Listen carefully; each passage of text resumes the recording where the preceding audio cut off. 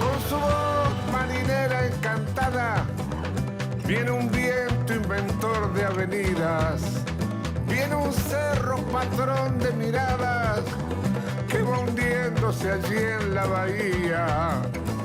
Vienen sueños, vienen pueblos. Con su voz de boliches y grillos, vienen soles de ropa tendida. Ciudadela de muros heridos, preguntando qué fue de la vida. Vienen cielos, vienen fuegos. Viene mar, viene mar, viene mar, este Montevideo.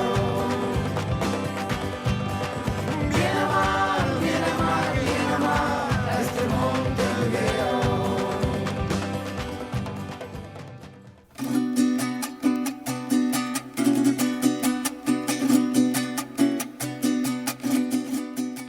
Ildefonso Finol Ocando es nuestro primer invitado hoy. Desde octubre de 2023 es nuestro embajador de la República Bolivariana de Venezuela en Uruguay. Ildefonso Finol es constituyente bolivariano de 1999. Economista, historiador, fue cronista de Maracaibo, es poeta, documentalista, investigador, escritor y experto en derechos humanos. Es miembro de la sección venezolana de la Asociación de Historiadores de América Latina y el Caribe y de la Red de Intelectuales y Artistas en Defensa de la Humanidad. Se ha especializado en temas de historia bolivariana, etnohistoria y descolonización. Hoy nos acompaña desde la sede de nuestra embajada en Montevideo, Uruguay.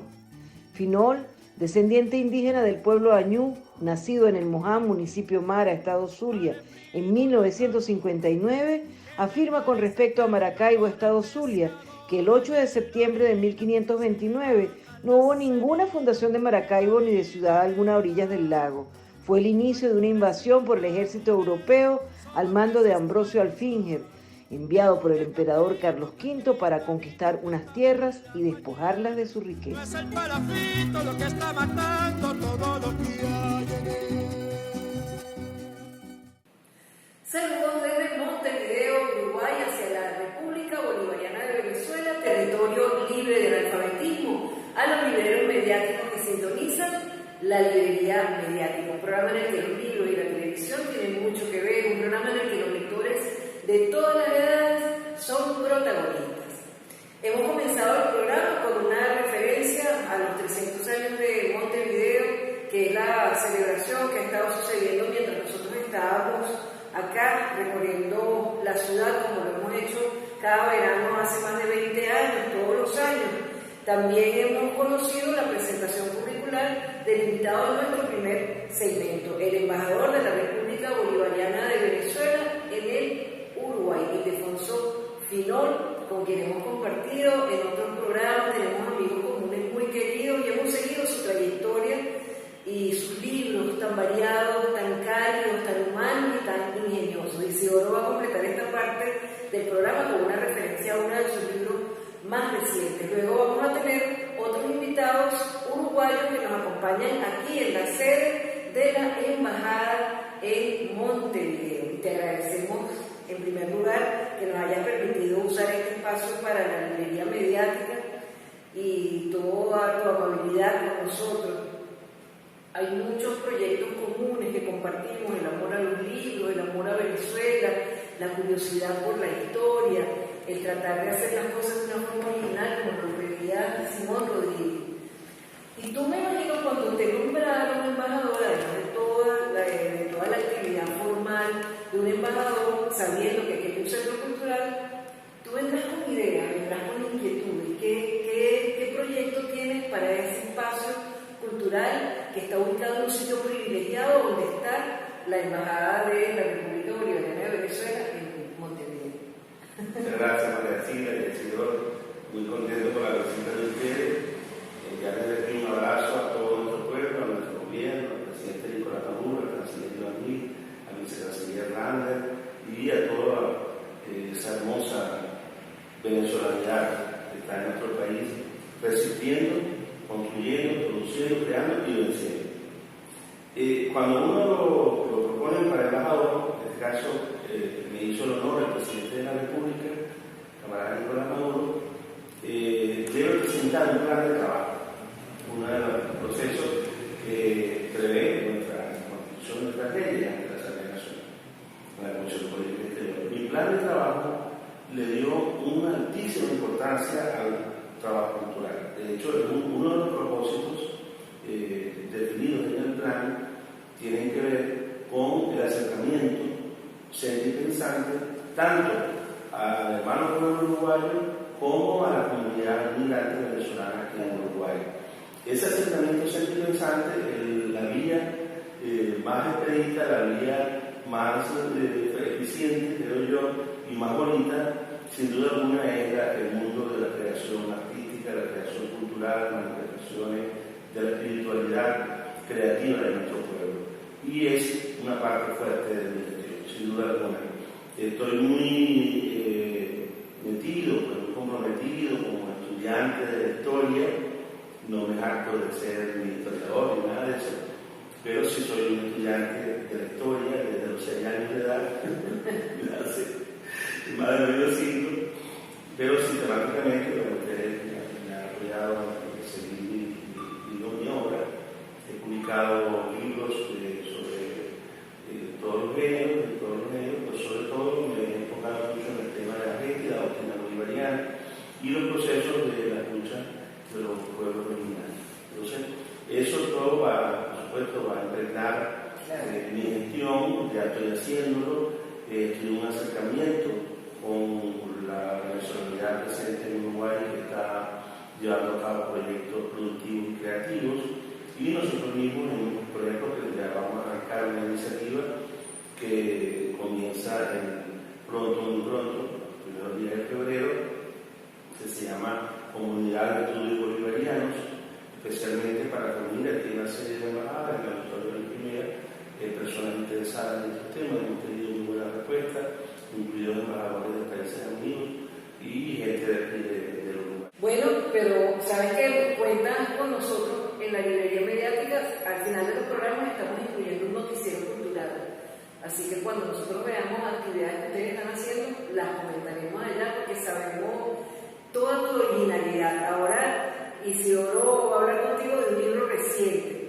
Y te voy a decir una cosa, es un libro sobre Bolívar, es un libro sobre distintos aspectos de la vida de Bolívar que le trajimos nosotros, la versión en papel, se la trajimos ahora en este viaje para que él la tuviera. Se puede conseguir en las plataformas de venta de libros por internet. Pero una de las cosas que me llamó la atención es cómo insertaste, yo nunca me hubiera imaginado eso, cómo insertaste una frase de un bolero en un libro de historia. Y a mí eso me pareció tan bonito porque es como, por supuesto que Bolívar jamás podía haber escuchado esos boleros, pero estaba en su sentimiento. Cuando tú lees las cartas de él, eso es puro amor y pura pasión. Entonces, es muy original. Yo siempre le comentaba a Isidoro que a mí lo que más me gusta de toda tu obra es la originalidad de los planteamientos.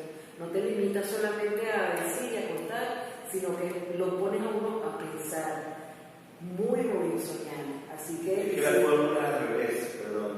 La fórmula es al revés. Los boleristas y otros creadores, en su acervo almático, espiritual o intelectual, como le quieran decir, tenían esas frases de Bolívar. Es decir, claro, Minerito sobre el Chimborazo va a convertirse en Cuba en un bolero que se llama Tu Minerillo, pero es que realmente Bolívar estaba delirando de amor y pasión por Manuela. Por eso Bolívar escribe Minerillo sobre el Chimborazo, no fue porque que era nada de eso que dice por ahí, era porque estaba alborotado con Manuela Sáenz, que se habían conocido el 16 al 22 de junio de ese 1822 en Quito. Y por eso él luego escribe ese apasionado poema Minerillo sobre el Chimborazo, y de aquí tomaron los poetas, los creadores boleristas para hacer Tu Minerillo. Y en Maracaibo, aquellas proclamas que hizo por la paz en diciembre de 1826 para evitar la explotación, compadre, por el abolicionismo que estaba asusando la oligarquía de la Cosiata, él dice, aunque me cueste la vida, en una carta de la Chabón. Entonces allí él se refiere a voy a evitar la guerra Mariátegui tomó de Bolívar esa frase que hemos repetido mucho, de cálculo y copia, pues Bolívar dijo esa frase en una carta maravillosa cuando él mismo se maravilló del Cusco. Y ahí dice el Perú no tiene copia, es original en todo y tal. Por tanto, es Bolívar el autor de esos versos. No. Es maravilloso. Así que Isidoro, yo hemos estado leyendo ese libro, pero Isidoro quiere hacerle unos comentarios animados, así que me voy ahora yo de camarógrafa, Isidoro se sienta aquí para seguir conversando un rato más con nuestro embajador Ildefonso Finol desde Montevideo, Uruguay, para la librería Mediática. El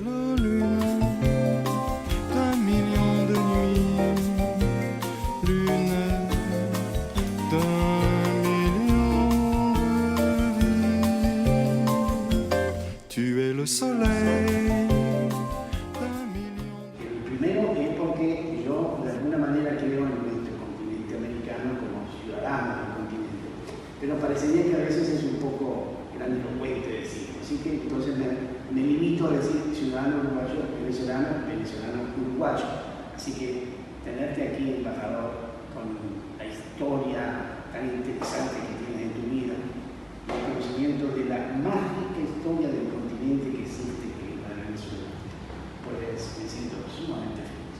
Hablando, como decía María Alcida, de este libro, Simón Bolívar, Relatos de vida y guerra.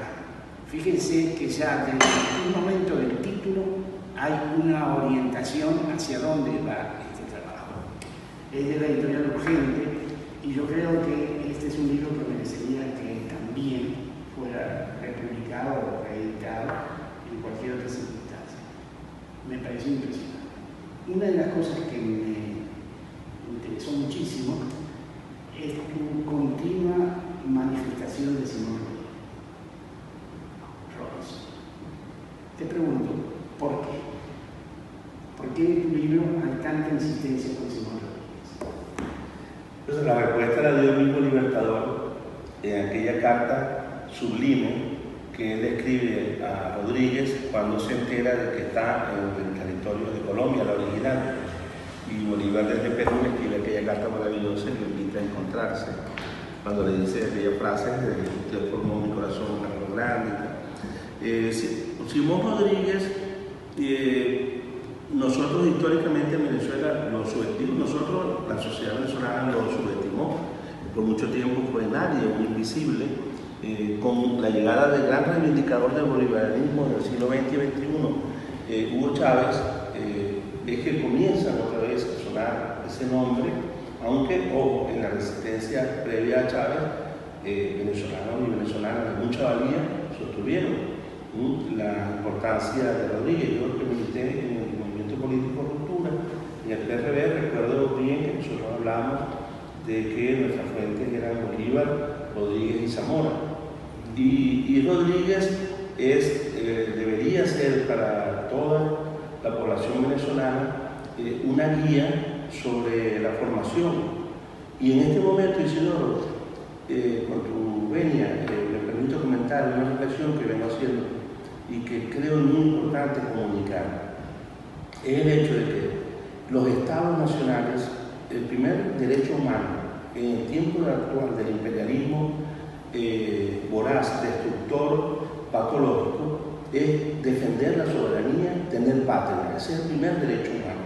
La destrucción de los estados nacionales, que puedo poner el ejemplo de Libia, por ejemplo, abren paso a que no exista ciudadanía y no exista corresponsabilidad, no exista quien garantiza los derechos humanos. Y digo esto porque la educación tiene que estar en manos del Estado y tiene que estar direccionada a la formación de una ciudadanía resistente, de una ciudadanía culta, de una ciudadanía creativa, constructiva, solidaria, y Rodríguez encarna todo eso. Nosotros no podemos dejar en manos, porque ¿quién educa a nuestra infancia y a nuestras juventudes? Dejamos que lo eduque entonces el mercado, las redes sociales, que lo eduque Elon Musk o Bill Gates. No, los valores del neoliberalismo. El Estado tiene que desarrollar programas educativos emancipatorios, liberadores y en el caso venezolano, como decía Andrés Bello, radicales en el sentido de plantear el fondo de las cosas y de que nuestro conocimiento, nuestras ciencias, beban los jugos de la tierra.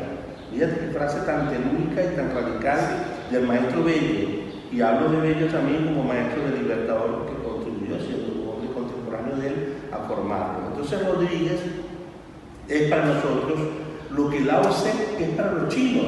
Lao Tse decía, la vía de las vías no es la vía común. Es decir, que hay que ser originales y creativos en toda aventura, en toda creación, en todo trabajo, en todo esfuerzo. Y Rodríguez nos dijo, inventamos hagamos. O sea, la exigencia radical de la originalidad. Por eso, Bolívar es quien es, porque yo hablo de él como en presente, igual que de Chávez, porque ellos fueron unas semillas que están sembradas y siguen creciendo como árboles robustos y dando frutos y flores. Entonces, nosotros tenemos que aferrarnos a esas raíces nuestras para construir la nueva venezolanidad que tiene que ser bolivariana, bolsoniana, zamorana, una nacionalidad que rescate la revalorización, la autoestima y se prepare para resistir a los embates, a los empellones del imperialismo, como para convertirnos en un país poderoso, en una patria eterna e invencible. Fíjate tú que efectivamente lo que tú estás tocando es algo que el neoliberalismo lo sabe perfectamente. El neoliberalismo intenta atacar siempre la formación, la educación, la cultura. ¿Verdad? Justamente que es lo que tú dices que nosotros tenemos que reafirmar, mantenerla y desarrollar. Lamentablemente con el tema del bloqueo y todas esas cosas se ha afectado de alguna manera un poco la educación pública en la ciudad. Algo que yo considero que no tiene que haber ni un joven que no lea este libro. Este libro es una guía perfecta para encontrarse con el corazón de una cantidad de cosas que formaron nuestra nacionalidad y nuestra conciencia de soberanía. Y entre las cosas que es importante que los jóvenes debían de saber es que de la misma manera que se ha intentado asesinar al presidente Maduro, antes al presidente Chávez, también se intentó asesinar a nuestro Simón Bolívar. Y aquí en el libro tú nos cuentas de una manera que me parece muy importante que todos los jóvenes lo lean, porque en algunos casos hay unos libros, no quiero ofender, pero hay unos libros cuya lectura es complicada.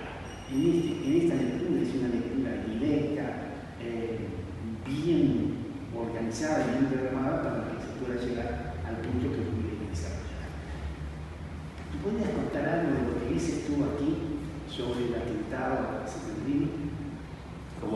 Y también decir que el esfuerzo de José Ariel León y su grupo de la editorial Urgente permite que la gente acceda gratuitamente a este libro en la página de la editorial. Pero estoy de acuerdo con vos y agradezco ese gesto de que ojalá que pudiera estar en físico en nuestros liceos, en nuestras universidades y colegios. A Bolívar lo intentaron matar varias veces, ¿no? Por ejemplo, en el Rincón de los Toros, allá en los Llanos, un grupo, un comando de españoles intentó entrar a donde él estaba y avaliaron la zona de donde estaban colgadas las hamacas. En Jamaica, incluso los agentes secretos de Morillo. Ese intentado fue de los españoles, ¿no? Sí, claro, sí. La gente de Morillo siempre quiso asesinar al Libertador. Y en Jamaica captaron a una persona que tenía de ayudante, que por respeto no lo voy a nombrar, pero intentó apuñalar a la hamaca del Libertador creyendo que él estaba allí. El Libertador tenía su intuición, le digo, la intuición es un gran aliado, ¿no? Es un gran maestro, un valor importante para guiarse. Entonces hubo varios intentos, pero el que tuvo, estos venían de los enemigos frontales, o sea, de los colonialistas, de los españoles. Pero este atentado del 25 de septiembre de 1828 ya forma parte del plan oligárquico imperialista para destruir el proyecto bolivariano, asesinando a el único que lo encarnaba y que tenía el liderazgo popular para sostenerlo, el Libertador Simón Bolívar. Por cierto, es Manuelita Sáenz, entre otros, quien logra salvarlo cuando lo combina a saltar por el balcón. Es un muchacho maracucho de apellido Antúnez, que era el panadero de la casa, quien ve caer a Bolívar y lo acompaña a refugiarse en el río, debajo del puente. Y es Rafael Urdaneta quien rescata a Bogotá en el marco de la noche, porque era uno de los 7 que iban a matar esa noche, los santanderistas, Urdaneta es grande. Urdaneta es el que rescata a Bogotá, la pacifica con el batallón Vargas y las fuerzas leales que logró reunir y captura a los confrontados, ¿no? Incluido Padilla y los otros que participaron en ese complot, Caruso y todo eso. Ahora, este plan, donde ya tenía la mano metida los gringos, no terminó allí, porque a Bolívar no pudieron asesinarlo en ninguna de esas ocasiones y no han podido todavía, porque todos los días la transnacional antibolivariana que existe hoy, en el momento que estamos hablando, está ejecutando una campaña internacional para destruir la imagen, el legado, la figura de Simón Bolívar. Es increíble cómo pagan medios de comunicación impresos muy costosos, en España en particular.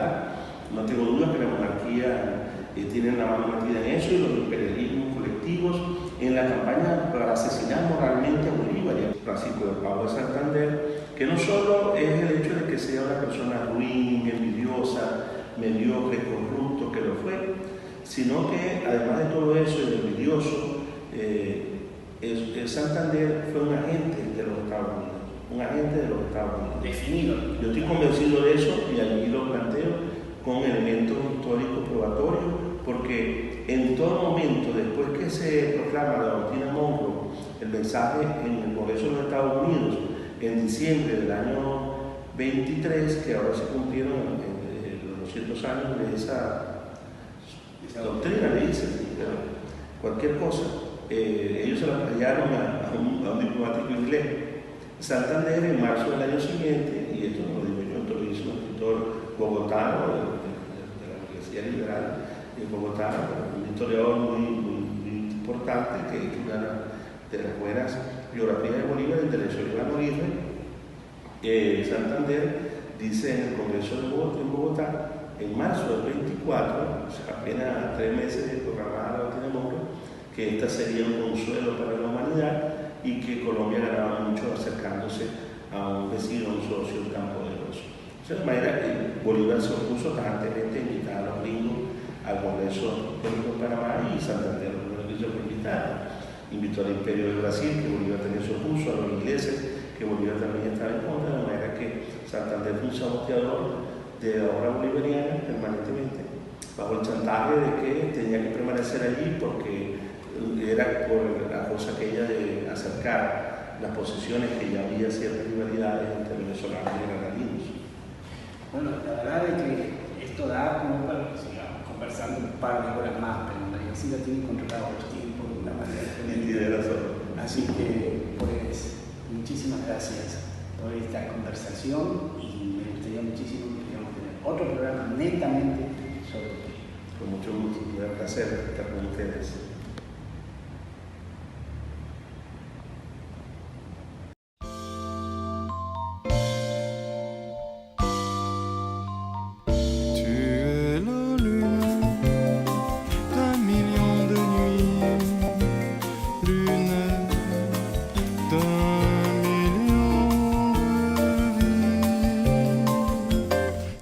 Le soleil d'un million de matins, soleil d'un million de chagrins. Tu es la terre d'un million de midis, terre d'un million d'aujourd'hui.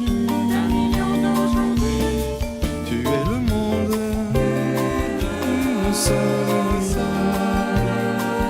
d'un seul matin.